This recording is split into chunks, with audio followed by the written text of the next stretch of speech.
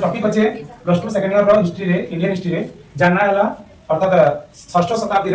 धर्म संस्कार आंदोलन बोली आम कहसू और जेन अच्छे टॉपिक गौतम बुद्ध विषय रे गौतम बुद्ध के आम समस्ते जानिछू जहाँकि आम कहसू बौद्ध धर्म प्रवक्ता बोली आम कहसू और जेहेतु से बौद्ध धर्म प्रतिष्ठाता थे गौतम बुद्ध आज आम डिस्कसन करना फास्ट कथा है जिते आम समाज रे बुद्धिजिम जिते ब्राह्मण मान सत्ताटा बढ़ीगला मुंड टेकी उठला से समय बौद्ध धर्म और जैन धर्म समाज रे कौन करते परिवर्तन आनी जेनटा कि आम समाज रे बहुत गुड़े अंधविश्वास कुसंस्कार बाल्य विवाह सतीदाह प्रथा थिला एटा समाज रो कुप्रथा जदि आम कहमा धर्म क्षेत्र में भी थिला जेनटा कि जटिल पूजा पद्धति हो किंबा ब्राह्मण मान आधिपत्य हो किंबा यज्ञ हो पशु बलि हो ए प्रकार थिला तो आज आम डायरेक्टली डिस्कशन करमा गौतम बुद्ध ऊपर। तो गौतम बुद्ध बाल्य जीवन यदि देखमा तांकर बाल्य नाम हला सिद्धार्थ तांकर माता हेले माया देवी बा महामाया तांकर पिता हेले सुधोधन 563 रु 567 बीसी रे नेपाल रो कपिलावस्तु निकटस्थ लुम्बिनी उपवन रे वैशाख पूर्णिमा दिन तांकर जन्म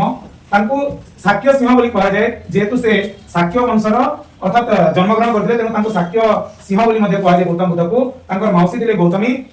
तांकर मां जेतेले मरि गेले सेही समय लालन पालन करि करि तांको बड़ करथिले सेतिले तांकर नाम दियाइला गौतम। तांकर पुत्र उठे दिले राहुल पत्नी दिले यशोधरा घोड़ा उठे रखिले कथक तांकर सारथी हेले चन्न ए प्रकार जदि आमे कहमा तांकर बाल्य जीवन ए प्रकार थिला। गृहत्याग केते बेले कले जेतेले गृहत्याग कले तांको होदिला 29 वर्ष अर्थात 29 वर्ष होदिला और घर त्याग कर देले तांकर झी तांकर पुओ और तांकर पत्नी के और निज राजप्रासाद के त्याग करि करि सन्यासीत्व ग्रहण करबा पे घर बाहरले घर जेतेले बाहरले तांकर घर बाहरबा पा जायसी महाविनिष्क्रमण बोली पा जायसी भ्रमण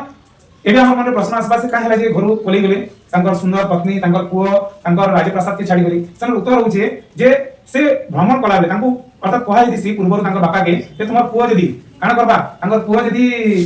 असुविधा के देखबा तबे निश्चित भाव घर छाड़ी पलै जिबा। तो चारटा दृश्य जैनिक अथवा वृद्ध व्यक्ति रे व्याधिग्रस्त रोगी व्यक्ति रे भिक्षा सन्यासी भिक्षा मुद्रा गोटे सन्यासी के देखसन और श्मशान रे गोटे मृत व्यक्ति के देखसन जहा के डेड बॉडी के निया होदिसी श्मशान के ए सब विषय देखि गरी चारटा विषय देखि गरी तांकर भावनाटा जागृत हेसी से जानि पारसन जे ए सब जिनिस जेति अछि एटा सांसारिक मोह मायाटा हला सब टेम्पररी है किछि भी परमानेंट नै से अर्थात एटा सब दिन लागि नै से स्वल्प समय पई तो से घर त्याग करके पलै जासन पलै गला पर बिहार निकटस्थ उरुविल्लु निकट रे गोटे अरण्य उरुविल्लु अरण्य रे निरंजना नदी अछि निरंजना नदी पाखी अस्वस्थ वृक्ष बोली गोटे अछि जेने कि से दिव्य ज्ञान लाभ करसन और से दिव्य ज्ञान लाभ कला परे से काना दिन सात राति से ध्यान मग्न रहि गरी अस्वस्थ वृक्ष देले दिव्य ज्ञान लाभ करले सेति लगे तांकर नाय गला बुद्ध बुद्ध काहे ले कहनु 7 दिन 7 राति तपस्या कले आउ से दिव्य ज्ञान लाभ करले सेति लगे बुद्ध। गौतम काहे ले जेहेतु तांकर मौसी गौतमी तांको लालन पालन करले एतिले तांकर नाम गौतम। तो उरुविल्लु अरण्य नदी काना निरंजना गछ काना